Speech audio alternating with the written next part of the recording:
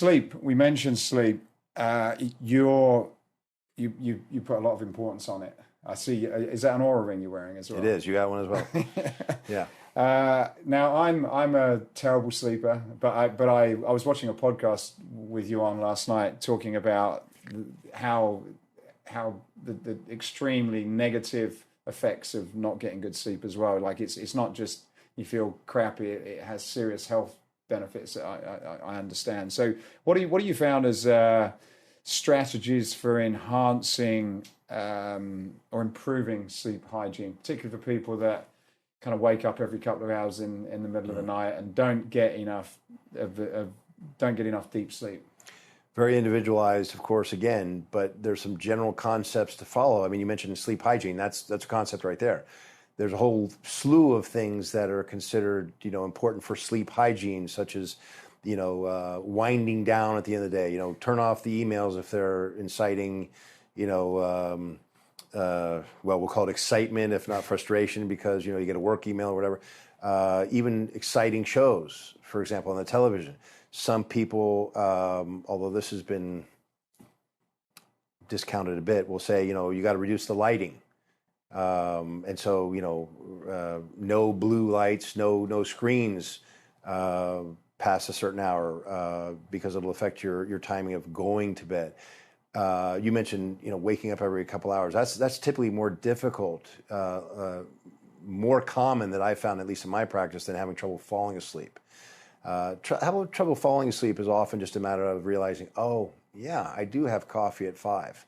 Probably shouldn't do that anymore. 5 p.m., I'm saying, if you're working a typical day schedule. Exercising too late, and again, everyone's different. Some people can have coffee and go to bed. Some people can exercise late, and it helps them fall asleep. But not staying asleep is more of a common problem, and that can be anything from trying to eliminate the reasons for the rumination that occurs, right? You wake up and as soon as you have the energy to start worrying again, you do. Yeah, last night I did. I was like 2:00. It always seems to be, for me, it's like 12 to 4. And then at 4, I'm kind of like, and just these blocks and I can almost set my alarm by it. It's crazy. And I hope to kind of start thinking about just relaxing thoughts so I don't, because once I get a bit of a chain in my head, then I'm off. Like everything's going, I'm awake for like half an hour just thinking about stuff. Well, so. may I use you then as an example? Yeah, go. I mean, that's all the detail I need. So if you're someone like that who then, again, has the energy again to start going through what you need to do, write it down. It sounds overly simplified, but try it. In the light of day, 2 things happen. You look at your list and you go, really? I needed to be up thinking about that, whether it's when you're 20 and you're thinking about making the car payment, like they'll come by. Well, before they even come by, they'll send me a few love notes asking for the payment, right? And so I'm worried about my car payment, right? Or later in life, telling off your boss. Well, okay, you're pissed, and one day you probably will tell them off, but it's not going to be tomorrow morning. So why'd you have that on your list? And otherwise, it's just, oh, okay. I have that on my list. I don't have to, I call it RAM memory for the brain. A lot of what we do, we wake up, oh, I got to remember to make the car payment, not feed the cat. If you didn't remember that right away, the cat would be unhappy and you know about it. But you juggle that. Oh, I got to remember to do that. Got to remember to do that. And correct me if you don't think that applies to you, but a lot of patients I mentioned that to, yeah, that's that RAM memory you're talking about, juggling things. And then you finally get to the point where, especially if you have a glass of your favorite red wine with dinner, you go to bed and then, oh, there you are at 2:00. Oh, that's right. I'm juggling this. Well, write it down. And then when you wake up, juggling it again, you go, no, shut up, brain. I already wrote that down. It's there to remind me when I wake up in the morning. So that's just a small thing that I know sounds funny, but try it and see if it doesn't help. But that's the impetus behind people having trouble that way. The other one is more physiological. And I can talk of many different ones, but it's common, so I'll mention this one. Females too, but men more often because of the prostate issue. Tell me how many people can wake up for whatever reason. It could be that cat I was just referring to, knocking something over, the neighbor's dog. You wake up and you go, oh, geez, got to go back. Oh, do I have to urinate? who can go back to sleep saying, I have to urinate? Well, it's almost like sometimes I will do that just because it's like, well, if I sit here, I'm going to think about it for another. So I'm just going to go. Exactly. And it's not that I, particularly need to, but it's like, okay, I'll do that and then try and get back to sleep again. But what sets you off? You could say maybe it was the cat. And maybe it was if you're a light sleeper. But so often, at least in my experience, what I find out is you've got sleep apnea. Okay. So you're already a little bit, we'll call it unsettled, predisposed to wake up, whatever. And so when the cat, as your excuse, wakes you up, okay. When in fact it was you weren't in as deep sleep as you could have been because your oxygen saturation in your blood has dropped so low, oftentimes lower than you could do if you were conscious on the treadmill trying to do it and endure the pain, believe it or not, because you were out for a while. Then all of a sudden you're not as in such sleep debt, we might call it. And I wake up sometimes like not breathing. Okay, that's huge. And okay, we can edit this out, but I'm going to tell you right now, you and I are speaking afterwards because this is huge. Is it? I do make a big deal of it in the book, and it's such an easy fix. If what you're saying is true, it happens a few times a year, but sometimes I don't care. Then I'll have to we'll have to do some testing, but I'm convinced. I'll bet the farm on this one that you've got a form of sleep apnea. It could be central, but more likely obstructive, which is fixable in most cases. Certainly addressable to improve, and that's what's setting it off. And then, of course, I mean, think about it. If you didn't have something like that waking you up, do you remember when you were 16 and you wake up after 9 hours in bed? You had to run to the bathroom and wonder, how the heck could I have slept through that? I have to pee, I have to urinate like a racehorse, we used to say, right?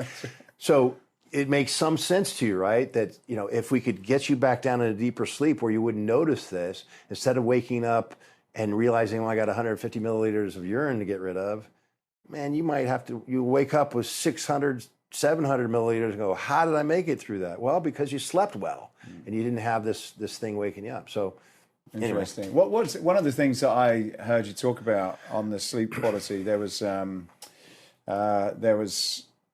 wrote it down here. Ibutamorin. Is that what it's called?